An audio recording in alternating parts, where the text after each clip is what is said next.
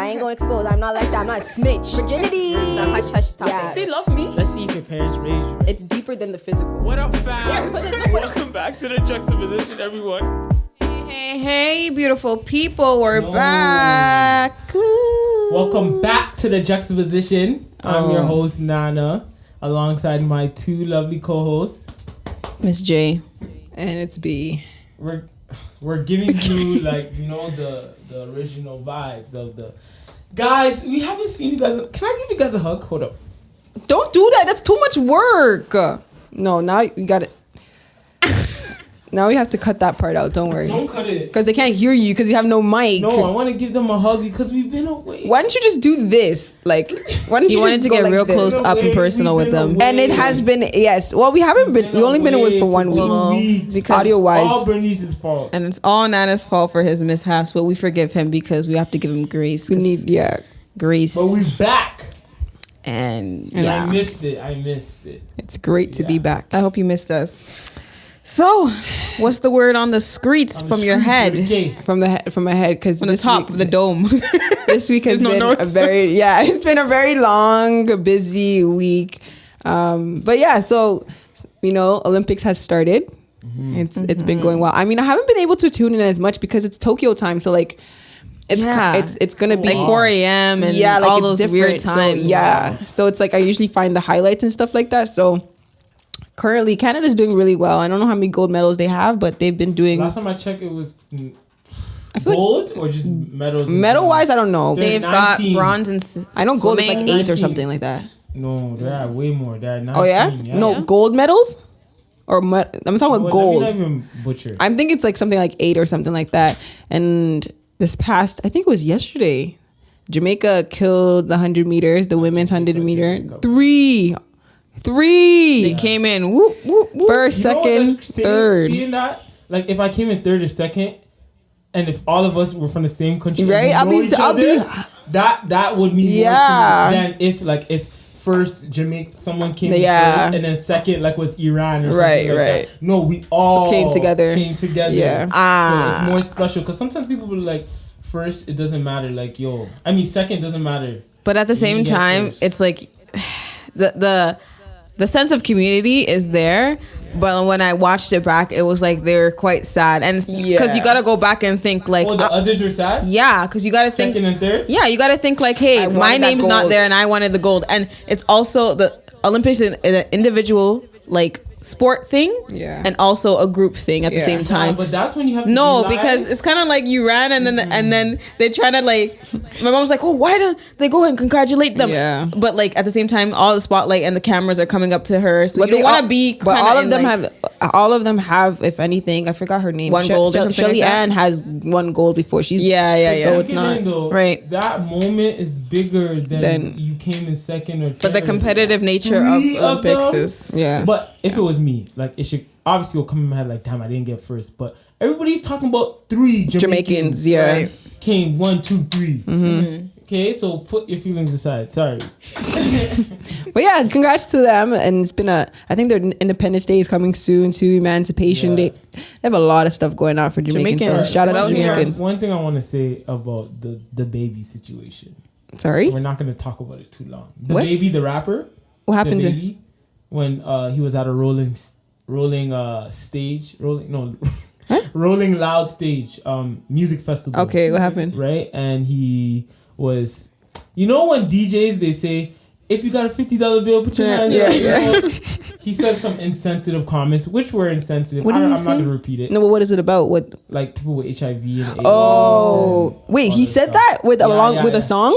No, so it was in between a song. Out? In between a song. Oh. He was shouting. If you I don't want to repeat it. You can go find it, whatever. But it was insensitive. I do agree. And when you say something about the HIV and AIDS community or the LGBTQ community, they come for you. Mm-hmm. But let's start canceling rappers.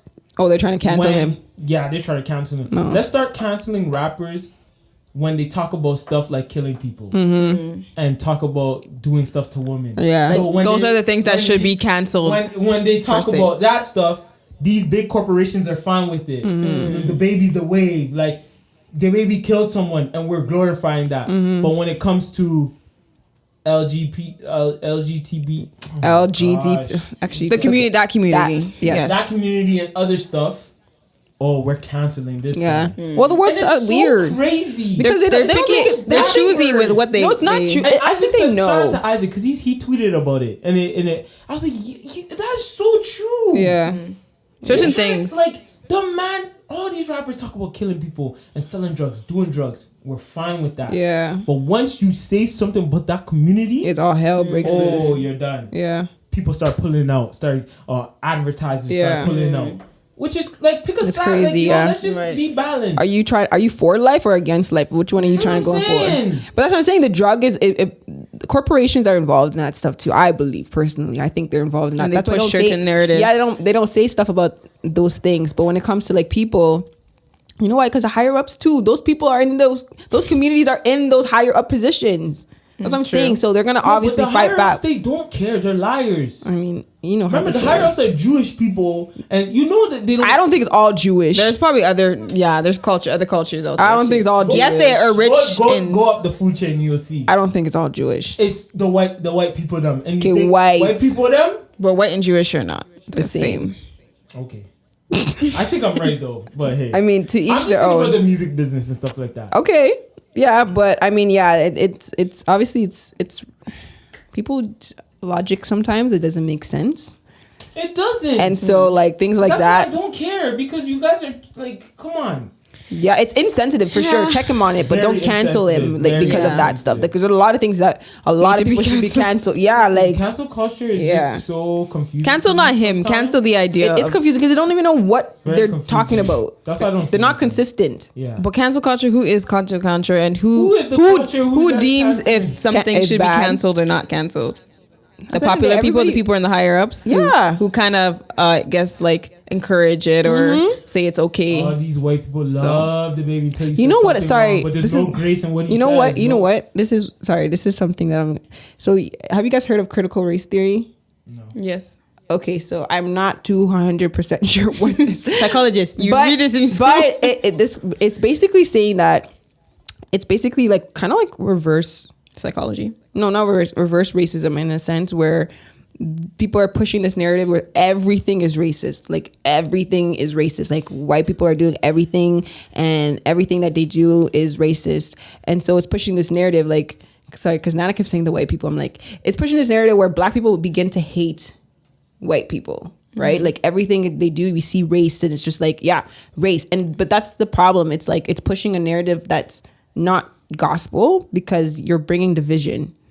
And so it's like, yes, there's things that obviously it's systematic where it does obviously affect people, but not everything. But there's also the people. Yes, it's choices, right? That's what I'm saying. It's choices. It's like we have a choice to entertain this. We have a choice to continue to follow this rule or continue to follow this narrative. So it's like, I think that's where cancel culture comes from too, as well. Like they think, oh yeah, like the division, right? Everything's about dividing people. So just trying to be careful of like what we say and what we think is good and what we think is bad. You got to take your time, not just speak because it looks bad or because of history.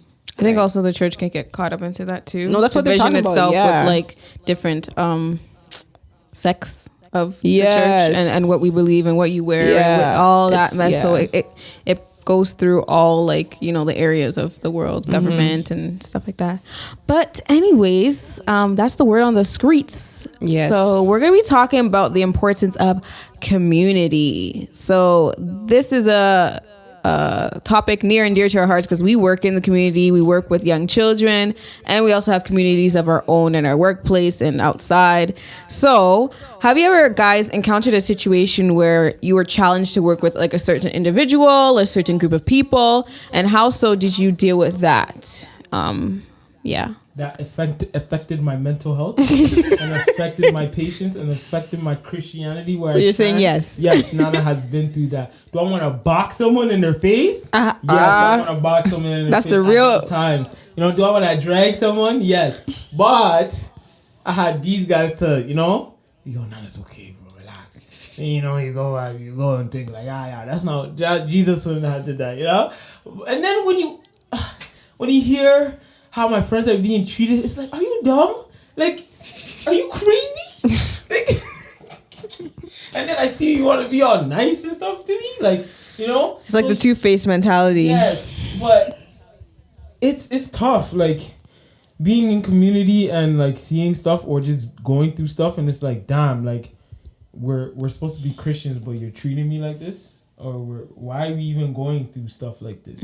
Or you should be acting a certain way because you're in the church, or you should know better and who your mentors are. So it's like, you know, this should be the most fun place to be, or this should be the most like easiest people to work with. But sometimes that's not the case. You know what? Sorry. Sorry. Yeah, I just find that like it's crazy to me, like especially with being Christians and working with Christians. I find that sometimes it's the hardest One of the hardest community to work with. Isn't that kind of crazy? But you, well, the reason I think why is because those are the old people who are broken already, and they're coming to try to fix themselves. The church is where to fix yourself, and they're coming with all sorts of baggage. So now we feel like maybe, yeah, because some people, they already know what, like in a workplace, they know that they're rude. So it's like, okay, but now you're coming to a place of the church and there's an expectation of you trying to grow in Christ and be Christ-like. But in the workplace, it's simple. You already know there's all types of people in the world, and there's people who just either they don't care, or they have a certain lifestyle of the way they live. But here in the church and the church community particularly, it's you're looking at the person to be Christ-like, and when they're not, you're kind of like, shouldn't you be acting this way? Yeah.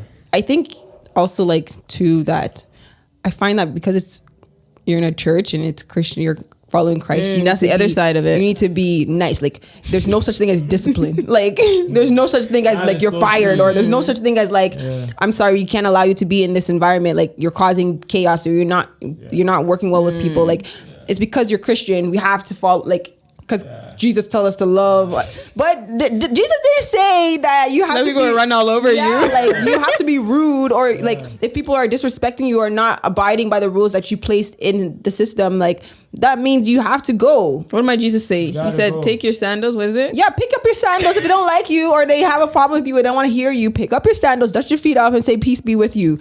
And keep it moving. And that's the reality. I think that's why church, sometimes people have there's always conflict because everybody doesn't want to be held accountable. It's like very frustrating, especially when it's like nobody's doing nothing. You're just gonna let me sit here and be disrespected, and you're just gonna be like, oh no, like, you know, we have to give them grace. We have to. It's like, the grace. Yeah, the grace. It's like, when are we abusing grace? But then at the same time, but grace, God's like, but how does God discipline us? He still gives us grace, but he disciplines us. He corrects us. He rebukes us. The grace is still there. It doesn't go away because you're correcting somebody. I'm not saying never come back, but I'm saying for right now in this season, we can't work together.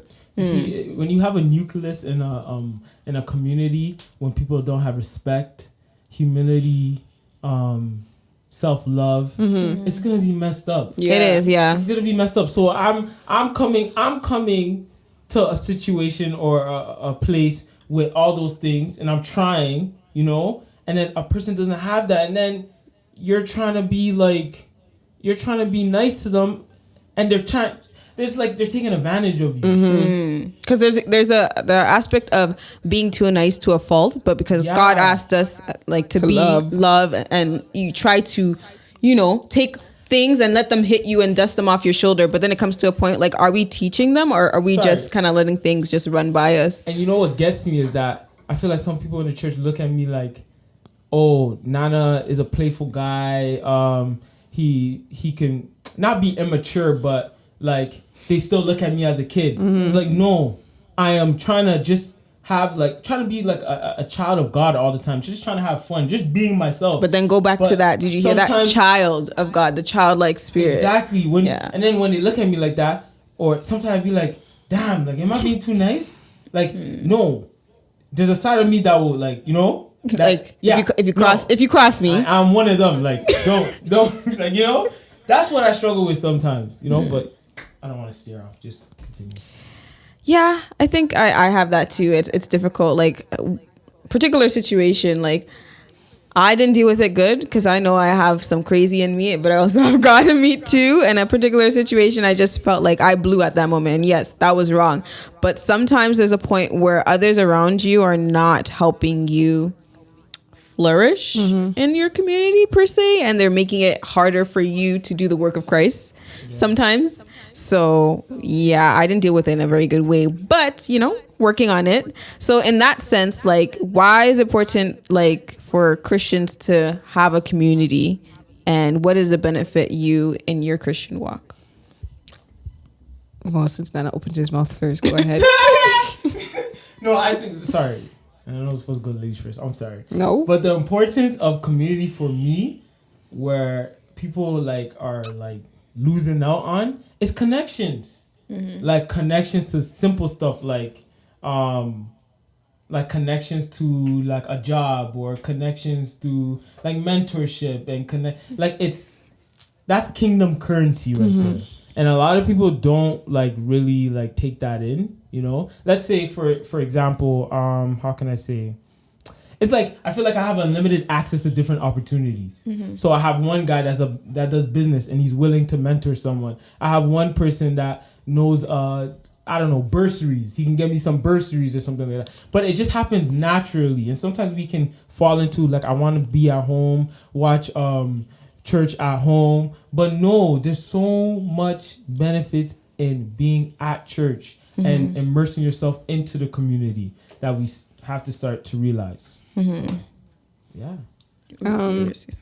For me, I mean, community is very important. Like, I sometimes take it for granted, like the people that I have that's surrounding me. Like, I think sometimes I don't even like take the initiative to see like, how are these people even impacting my life? Like, what is it that I'm so attracted or I'm learning from them, right? Because I think, like, for example, like friends, you guys, sometimes I'm like, what am I learning from these guys? Like, I'm friends with them, but I need to know, like, why am I still friends with you guys? Why are you guys in my life? Like, what am I supposed to be learning from you guys? And so, like, community is so important. People that understand you and also have a different perspective is important, because when you always have the same perspective, it can be dangerous because your perspective may be tainted, completely left. You might be seeing purple and somebody's telling you, like, and everybody's seeing purple in your group. That's a problem. You need to have somebody who has a different perspective in terms of, obviously it's not going to be of the world, but of Christ. And so, yeah, like, I think for me, having people around me that understand the value and understand the walk that we're walking, which is not easy at all, it's very helpful when you're like, I don't want to read the Bible. I don't want to serve. I don't want to go out. I don't want to talk to people. I do that to these guys all the time. It's like, come on, let's do this together. Let's do this together. It's not so much from myself, but like, because there's value in you guys. I can see, like, if you talk to this person, I know you guys are going to be cool. If you talk to this person, I know you guys are going to be cool. And like, that's how you bring in more people into Christ, right? If you have community. And yeah, I can keep going on, but obviously it's not my show. It's our show. Anyways, I said show, podcast. It's kind of a show.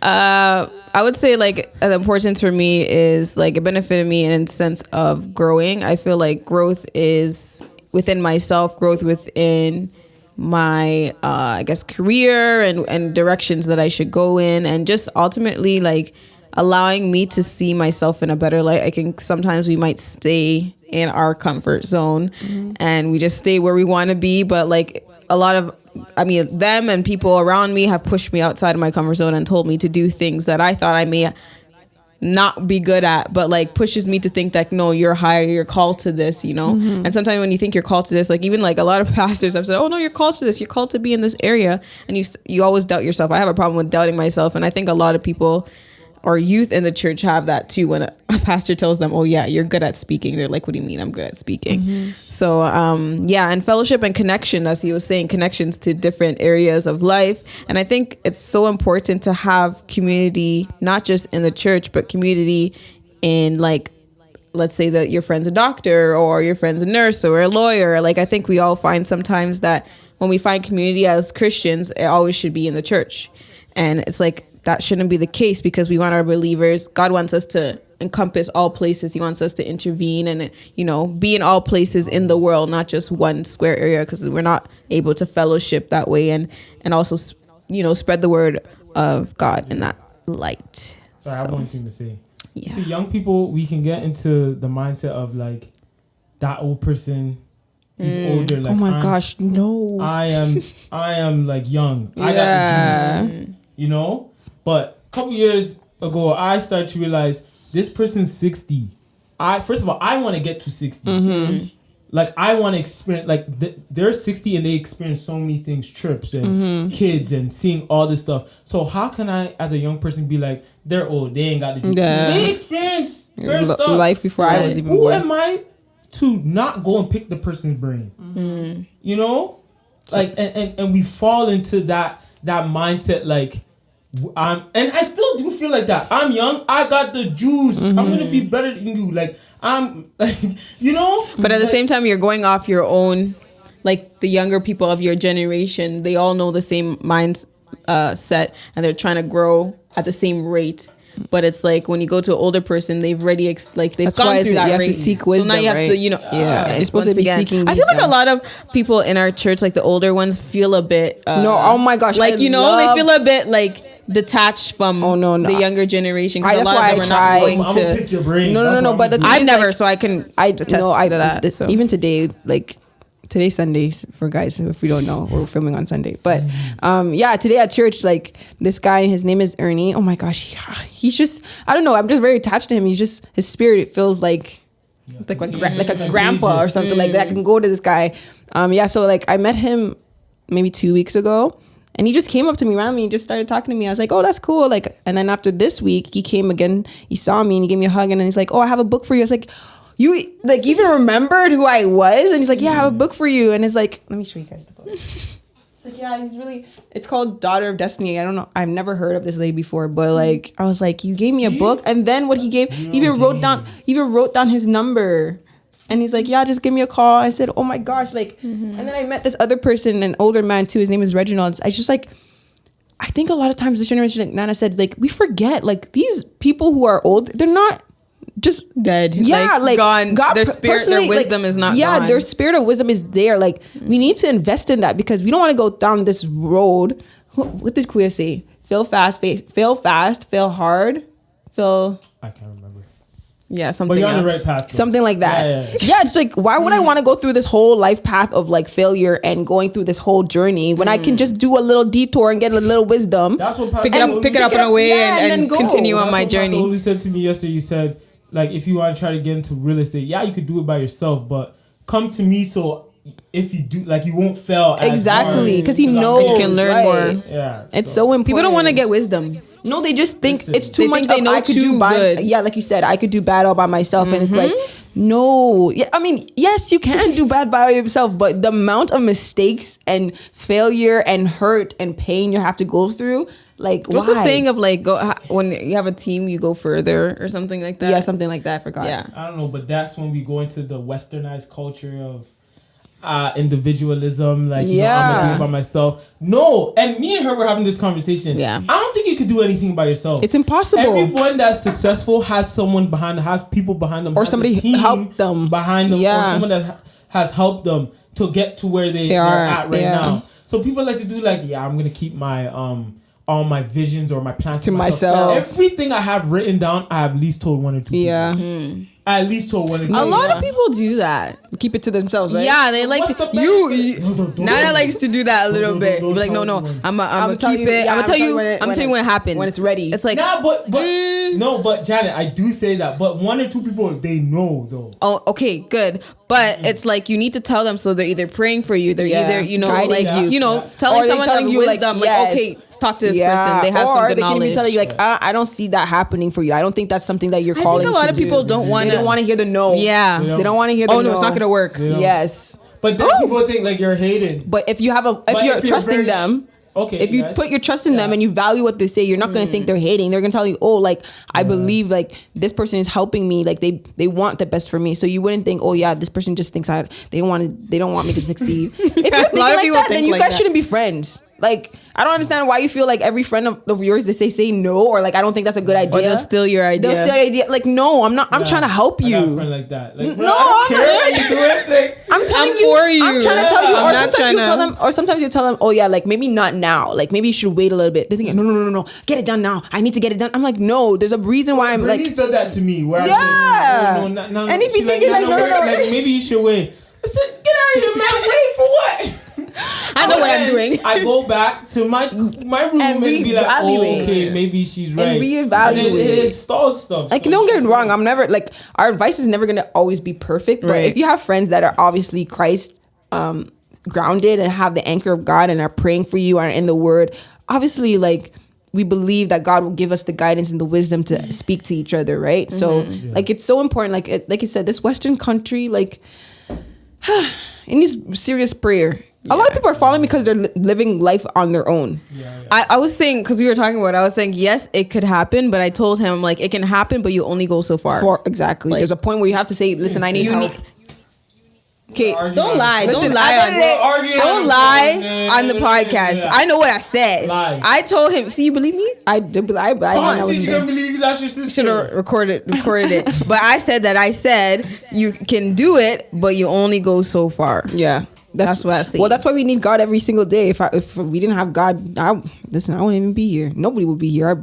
We'll be dead. Me and my sister, I think my older sister, we were talking about that actually this morning. So like, how would we be if we weren't Christian? Like, if we didn't have faith in our life? I said maybe we would be all right, but not that good. But like emotionally, mentally, we'd be a little crazy, shaky. But shaky. Like as life would be like, it would be fine. Like, I don't think we wouldn't make the right, like the wisest decisions. Cristiano would be wild. So. No, you know why I said you know why I said that?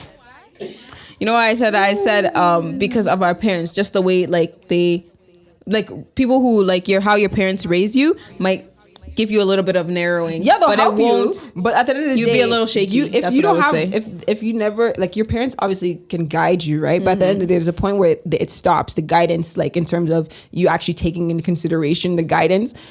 That's what happens to us too. If we didn't have God, some of the stuff I'm saying, my mom was like, "Get out of here! What are you talking about?" Like, there's some things you could be like, "No, I know what I'm doing," right? So it's like it's so important to obviously. I don't know where I'm going with this. My train of thought just got lost. Yes, humility is and don't feel entitled to anything. Last question. So how, like, even though we have community and we look forward to having community, how is it important to be a leader and mentor in your own community? Like, you know, how is it so important, and where do you see? How I look at it is like people have done it for me, so I have to just repay the same thing. Because I know how impactful that was for me. Like sometimes I look at Micah and I can see it in his eyes, like he's yearning for my attention. He's yearning for like our one-on-one times, you know. And it's not always gonna be like that because he's gonna get older and he's gonna be like, "Yo, man, I want to be by myself." Or you don't know. You know, you're right. But I see that like passion for him to want to be around someone that's older and him wanted like to fill the gap in the void of not having a father. Obviously, I'm not trying to replace being a father. But I can sprinkle in a little something, you know? So it's very important, and it helps someone's character. Like, it helps build their character, who they are. Think about it. The people you remember, that 4-year stretch you had with Socks and Michelle, that 4 years impacted you a lot, right? So, yeah. Very a lot. That was fantastic.